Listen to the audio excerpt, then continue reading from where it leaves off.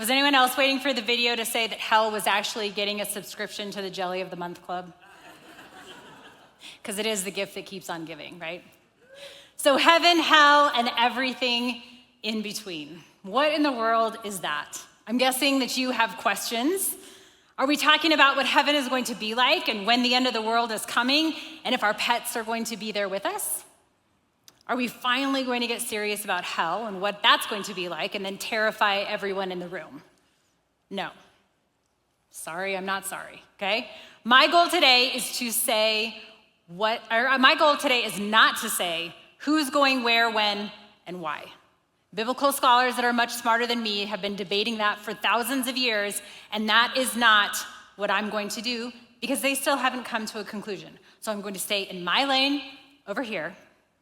And if we haven't met before, I'm Lisa. I'm one of the pastors on our staff. And as you can see, we are kicking off a new series this week called Heaven, Hell, and Everything in Between. Nothing like a simple summer series to kick everything off, right? And I can assume that probably most of us don't spend a lot of time thinking about heaven and hell. But maybe you've tossed around a phrase like, ooh, that tastes like heaven, right? Or it's hot as hell, though, summer. Because, you can't say it's hot as hell in church. Whoops. So sometimes we describe heaven as a taste. And then other times, maybe we described heaven as a baseball field in a cornfield in Iowa. But I have been to Iowa in the summer. It is not heaven. And if you're like, what is she talking about? Before Kevin Costner was a bodyguard and Robin Hood and John Dutton, he was an Iowa farmer who loved baseball. And maybe your only picture of hell is a fiery furnace with a little devil dancing around with his little pitchfork. And again, I hate to dash your dreams here, but that is not hell, because we have already established that it's Iowa in the summer. Let's pray. God, thank you so much. Thank you for who you are and for this opportunity that we have to be here today. I pray that as we learn about some things that maybe make us feel uncomfortable or something we've never really thought much about, that you would just open our minds to that. God, that you would help us to hear the words that you have to say today, and that we would walk out maybe with a new perspective on something. We pray in your name. Amen.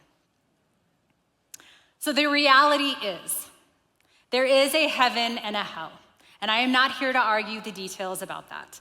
But what I do want to recognize that there are people in the room today or watching online who might disagree, and I am okay with that. Because we are talking less about the eternal destinies of heaven and hell and more about how these forces impact our world and our lives today. But there is a reality, and we are going to spend some time talking about some realities that we might not even recognize. So here's the question that we're going to address in this series. What's really going on? I know this sounds like a really broad question, but the title of this series is Heaven, Hell, and then Everything in Between, so it feels like we've drawn some pretty wide fences to cover it all. And here's my ask of you. You might have pushback and questions, and I get it, but would you at least be thoughtful about this?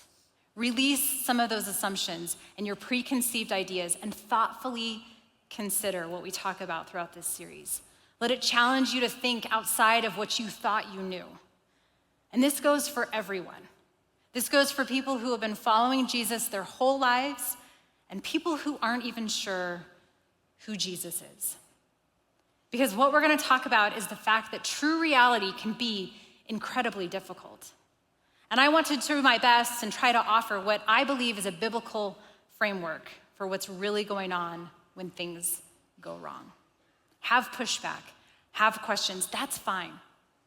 But please thoughtfully consider what we share over the next few weeks. Okay? Deep breath. All right, here we go.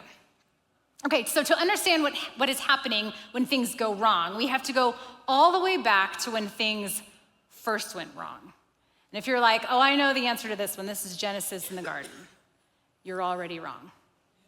Okay? Because we're keeping an open mind.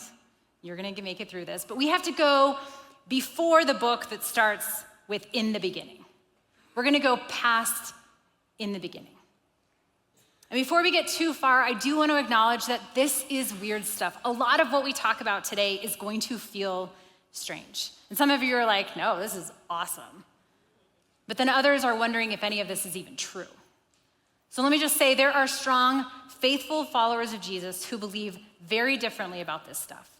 Some believe all of it word for word, and some of them believe that this is a great narrative that helps us better understand what's wrong around us.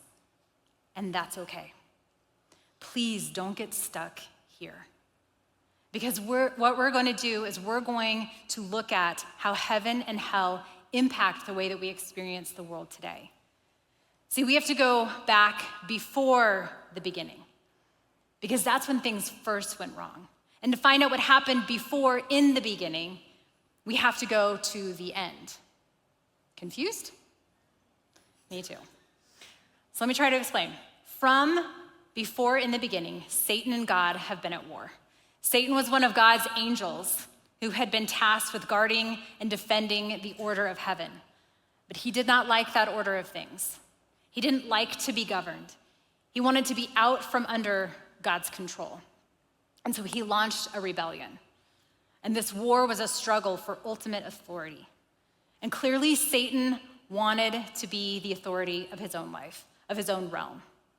And so he brought along a third of the angels with him. And instead of being the reflection of God's creation that he wanted to replace God. Instead of protecting the order of things, he wanted to defy God's control. He chose to deny God's authority and defy the fundamental order of things. And spoiler alert, it didn't go well for him. Because you know that if you pick a fight that you can't back it up, things don't go well. It would go something like this if these two got in a tangle. Right? And so now we get to the end and we learn about the beginning. So we're going to go to the book of Revelation for a second. And some of you just got chills. You're like, finally, this is heaven. We're talking about Revelation in church. And others of you are like, shoot, this is literal hell. Right? You're looking around for the exits, trying to figure out how to get out of here. The rest of you just woke up, so welcome back. We're so glad that you're here. But the book of Revelation is written by John, an apostle. And he had this vision that God gave him of how things are going to end up in the end. It's the culmination of this conflict that started way back in the beginning when things first went wrong. And as a part of this revelation, John actually talks about this incident when Satan defies God and then this war breaks out in heaven. And so he says that ancient serpent called the devil, or Satan, who leads the whole world astray, he was hurled to the earth and his angels with him. Like I said, the rebellion did not end well for Satan, and he was kicked out of heaven with 1/3 of the angels who had sided with him. But then his story doesn't end there, because he resurfaces after he gets kicked out of heaven in Genesis, in the garden, near the beginning, as a snake. So remember, John wrote about this ancient serpent, and this is why. Now, what happened in the garden? God's original created order had one rule in the beginning. There were lots of things that the man and woman were able to do. But there was one tree, and God said, hey, you know what? What I want you to do is I want you to trust me here. I don't want you to eat from this one tree. Every other tree is free to eat from. But this one tree, don't eat from that because you will die. And so then Satan, this sly serpent, he slithers up to the woman and he says to her, come on, did God really say that? Did he really say that you would surely die if you ate from one tree? I mean, it looks like all the other trees. What's actually going on here is that God's afraid. God's afraid that if you eat from that tree, you will be like him. And in that temptation, the same appeal that caused Satan to rebel in the very beginning, this desire for autonomy and control, it was contrary to God's created order of things. And so that crafty creature who is more than they could handle in the garden and more than any of us can handle today, he took what God created and what God had taught, and he twisted it and he perverted it just like he does today when he whispers the same lies to us. He's like, surely that's not going to happen to you. Surely you can get away with that. Surely you just do whatever it is that you want to do. You'll be fine. Don't listen to God. Go for it. And his plan worked. And his plan works. Out of their own free will, they ate from the one tree which brought chaos into the world. And not just into the world, but into their world. They brought chaos into their relationship with each other, into their relationship with God. And if you're wondering why God created humans with free will, I am too. I am wondering the exact same thing. Seems like he should have eliminated the free will thing after the whole ordeal with Satan and the rebellious angels. Like if the angels struggled to make good choices in heaven with free will, did he really think it was going to go better with human beings? But to eliminate free will, to eliminate the opportunity to choose things like love and adventure, see, God didn't create humans as programmed robots. We are created to enjoy his creation. To fully enjoy God's creation, we need free will. Because love requires free will. But that also brings a measure of unpredictability, as we've seen twice. It can be very dangerous, and it can be chaotic. And so that's where things went wrong in the beginning. And so what do we do with all of that? And what does all of that have to do with what's really going on? And the answer is absolutely everything. Because this is how the authors of the Bible depict our reality, with all of that as a backdrop. So here we go. There are two forces, two realms, one reality. Two forces, two realms, one reality. The two forces that exist in the world are heaven and hell. And I know for some of you that's a bit problematic, but remember, we are thoughtfully considering new ideas, right? And I don't want you to get lost in this one spot. So that's another test. And I know that's a big ask for some of you. And while we might not see eye to eye on the whole heaven and hell thing, I think most of us believe that there are two forces at work here. There's a force of good and there's a force of evil. And that's good enough for now. So this is the way that the scriptures talk about these two forces. There are two forces, one of heaven, and you can call that the force of good, and then there's the force of hell. And you can think of that as the force of evil. And then there are these two realms. There's the seen realm that we live and exist in, and then there's the unseen realm. And some of you are like, I thought I was going to church, right? You're like, I could hang with you with the two forces because, Star Wars taught us about the Force, but now it feels like we've lost into Marvel theories of quantum realm or multiverse.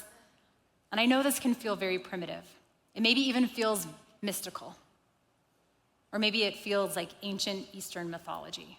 But I just want you to reserve judgment till the end. I want you to consider for a minute. This is test number 3. Harder than you thought, right? You're like, I can have an open mind. Maybe not, but just try. Because the truth is that here in the United States, we are shaped by Western thinking, which is far more concrete and verifiable and tangible. It is four-dimensional. When it makes sense, it's because our senses can sense it, right? But there are some quantum physicists who actually believe in more unseen realms and dimensions than they do in seen dimensions. String theory, which I have no idea what that is, but in my research, this is what I found. String theory is one of the most sophisticated ideas in physics, and it has discovered at least 10, if not more, dimensions in the world that have an impact on our world. And get this, 7 or more of those dimensions are unseen. So even the brightest scientific minds in our world believe that there is more going on than just what you see, and that there are other things that are impacting our reality. And here's why this matters. Because when it comes to our one reality, most people who believe in heaven and hell believe that heaven and hell are in the unseen realm. And that everything else is in between. There's a heaven and there's a hell, and then there's everything else in between. But that's not all. In fact, the scriptures teach that these two realms, heaven and hell, the seen and the unseen, they overlap. They overlap our world. Their influence and their forces overlap the realm that we live in. They influence our thoughts and our decisions and our actions. And this is at play every single day in our world.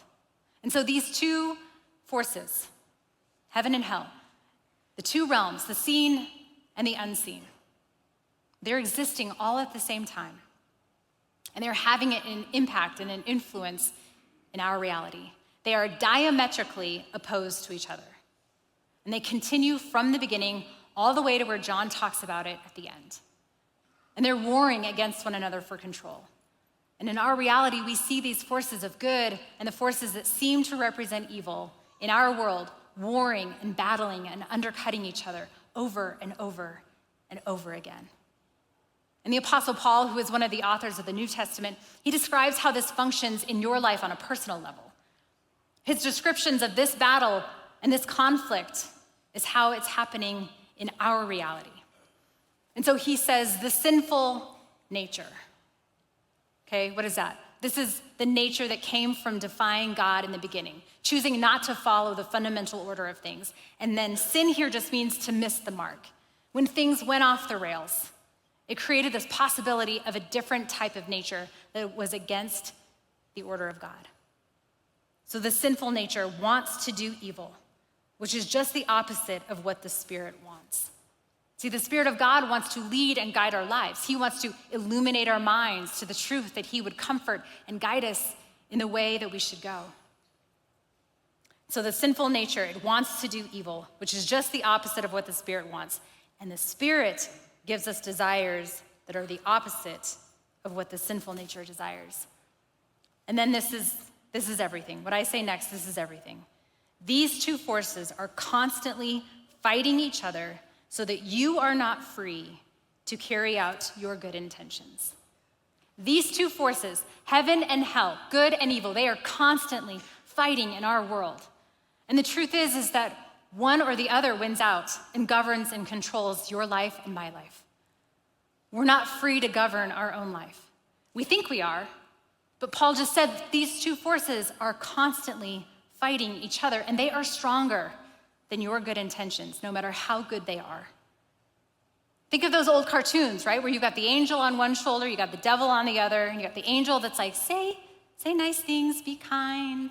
Then you got the devil on the other shoulder that's jumping around with his pitchfork, and he's like, throw him in the water, get rid of him. That's what's happening all the time. And this is our reality every day. We make choices that are influenced by forces that are both seen and unseen. And how do I know? Because here's what happens when we make decisions that are consistent with the order of heaven. We actually bring heaven down into our lives. We bring the order and the blessing and the things of heaven into our lives. And when we make those decisions that are against the order of heaven, against the instructions of God, we actually pull hell up. And we've all experienced this before. In fact, when you continue reading, Paul tells us about some of those things that can come down into our lives, the blessing of heaven that we can help bring down when we follow that order of heaven, when we submit our lives to the governance of God and his will for us. We experience things like this, like love and joy, peace, patience, kindness, goodness, faithfulness, gentleness, and self-control. These are the things that we aspire to be and to do. These are the goals that we have. These are the kind of people that we want our kids to be, the kind of people that we want to be. These are the good things in life, right? So there's heaven and there's hell. And they coexist in the world. And when you reach up towards those things of heaven, the truth is that we are actually bringing down more of the influence of heaven into our lives. We experience more of that goodness and love and peace and kindness. But then there's another option. Because when we get careless and passive, when we are not intentional about following God's instructions for our life, because it doesn't feel natural, it's going against the flow of the world. And when this happens, what we do is we are pulling hell up. And this is what that looks like. It looks like sexual immorality, impurity, idolatry, drunkenness, drunkenness, hatred, anger, jealousy, envy, greed, and division. And those statements might leave us feeling a little uncomfortable because they don't always line up with what we want to be true. But just because we want something to be a certain way doesn't make it true. I want to be fit by binge watching true crime shows on Netflix. Thus far, that is not my reality. In fact, it's working against me. Heaven still exists when you pull hell up. It's not moving. But instead of reaching toward the ideal that God had for us, we reach low. We aim too low, and we end up pulling all kinds of hell up into our lives. And I don't think I have to convince you of this. We experienced it as a nation yesterday. You've seen it. You know it. The reality is that you can't argue with that list because you've seen the destruction that these hellish consequences that come as a result of these things have in your life and those around you. Those are powerful forces.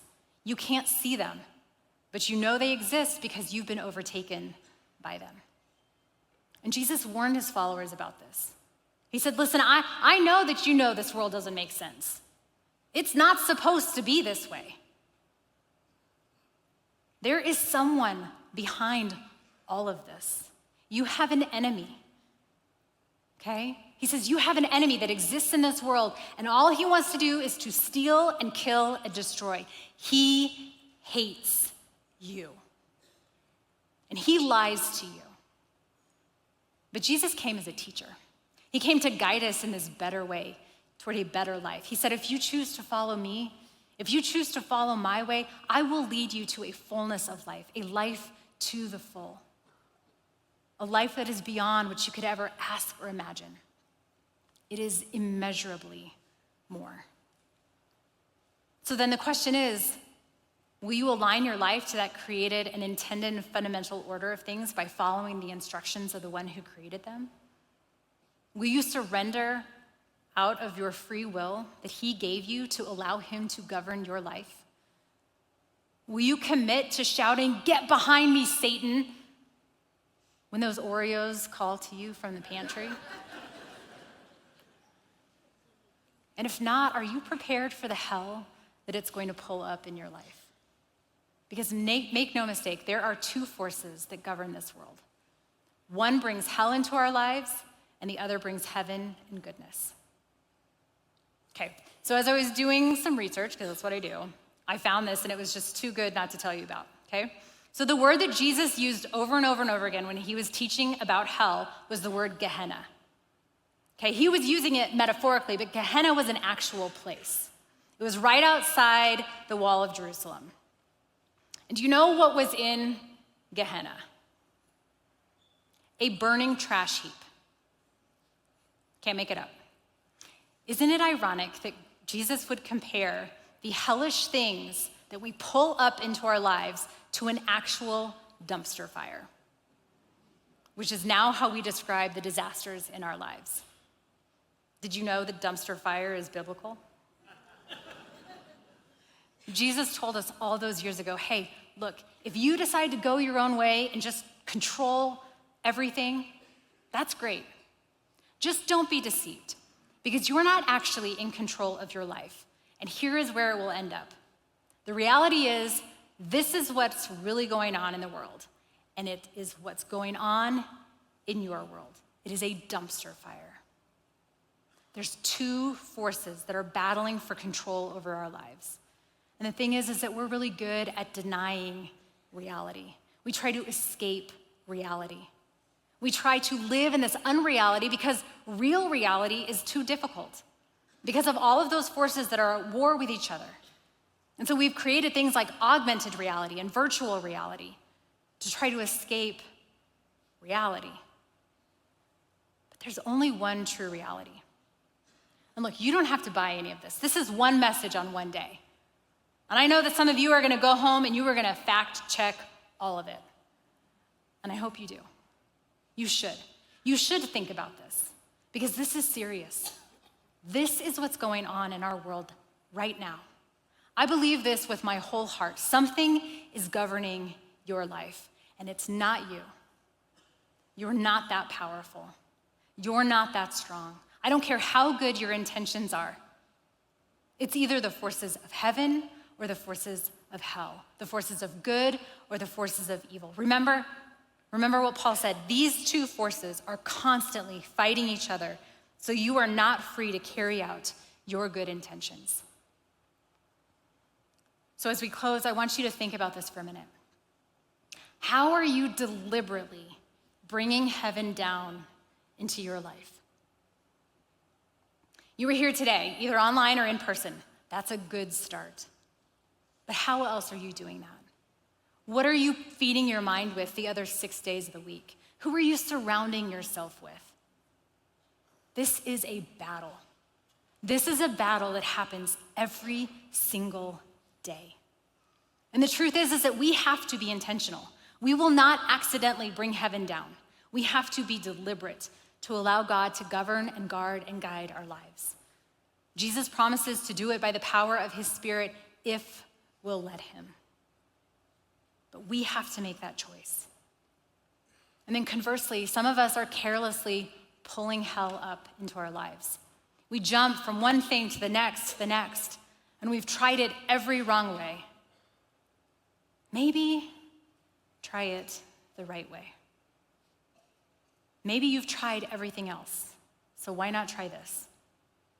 Maybe you're here today in a church because you are that desperate to try anything else. Give it a shot. And here's why I'm so passionate about this. Because there's more to life here than just you. There's more at stake than just you. You know that. It's not just your life. Every decision that we make falls into someone else. And there's all sorts of collateral damage. There's friends and coworkers and family. There's generational impact that is beyond anything we could imagine. You are modeling things for other people. And if you call yourself a Christian, you are a representation of God in this world, and people are looking to you. Does your life look any different than anyone else's? This matters. Life and death are at stake every day. Not just the physical, but the life and death of relationships, the life and death of careers, the life and death of your mental and emotional state. It's at stake. And every day when we wake up, the battle is on. Make no mistake, the battle is on. When you get in the car and you're running late on your way to work and someone cuts you off, the battle is on. When someone betrays your trust and undercuts you at work, the battle is on. These forces, heaven and hell, they are at work. When you have a miscue with your spouse and all you want to do is blame them, the battle is on. When you come home stressed from work, when the demands of home have worn you down and you've got nothing else, the battle's on. When you're traveling by yourself or you're home alone and there's no accountability, remember, there are two forces battling for your attention. They're affecting the way that you think. They're affecting your decisions. They're affecting your behaviors. And God has a plan for your life. And he wants to direct your steps towards the best and towards the greatest fullness of life. But Satan has a plan for you as well. And he is working in direct conflict with God, trying to lead you astray. And you have to choose to either bring heaven down or pull hell up into your life. Each and every day, moment by moment, there's a battle for your attention. So in the coming weeks, we're going to talk very practically about how to experience that fullness of heaven, the fullness of the goodness of God in your life, and how to avoid the death and the destruction that comes from hell. But today, I'm going to end a little bit differently. So stand with me if you are able. Today, I'm going to throw it back to the old days of the benediction, if you grew up in church. Oops. Benediction just means a good word. So I'm going to read these good words to you from Moses. And I want you to think about this. Think about how the words that Moses is speaking is over the people of Israel after they had wandered in the desert for 40 years, after they had been rescued from slavery in Egypt. They are on the brink of entering the promised land, and that all that represented was God's goodness that they had been waiting for, that he had promised his people. This land flowing with milk and honey. It was a place that the people were to live and thrive. And standing there near the end of his life, Moses says these words to that next generation. I'm going to read these to you today. This command I am giving you today, it is not too difficult for you. It is not beyond your reach. It is not kept in heaven, so distant that you must ask, who will go up to heaven and bring it down so we can hear it and obey? It is not beyond the sea so far that you must ask, who will cross the sea to bring it to us so that we can hear it and obey? No, the message is very close at hand. It is on your lips and it is in your heart so that you can obey it. Today, I have given you the choice between life and death, between blessings and curses. Now I call on heaven and earth to witness the choice you make. Oh, that you would choose life so that you and your descendants might live. You can make this choice by loving the Lord your God, obeying him, and committing yourself firmly to him. This is the key to your life. Amen.